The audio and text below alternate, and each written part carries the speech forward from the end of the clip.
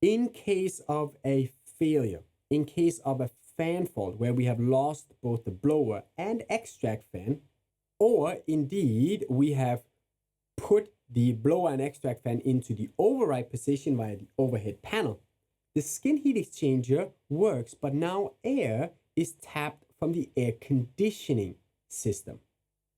The air conditioning duct now provides air into the avionics equipment and through the heat exchanger to complete the circuit.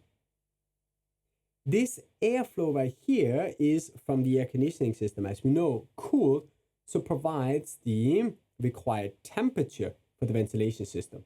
But the outlet bypass valve and the inlet bypass valve right here have both been closed to provide only air from the air conditioning duct. In case of smoke in the avionics circuit, it will trigger a warning as well as an illuminated smoke light on the ventilation panel overhead.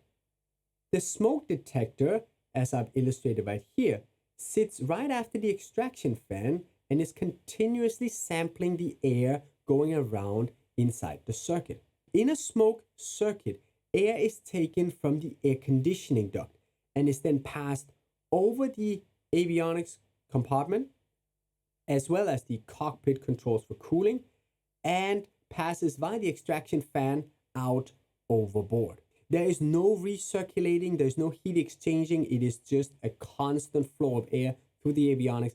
It's going to have a performance impact, of course, on the engine as it's using air-conditioned air, which is part of the air taken out of the pneumatic system.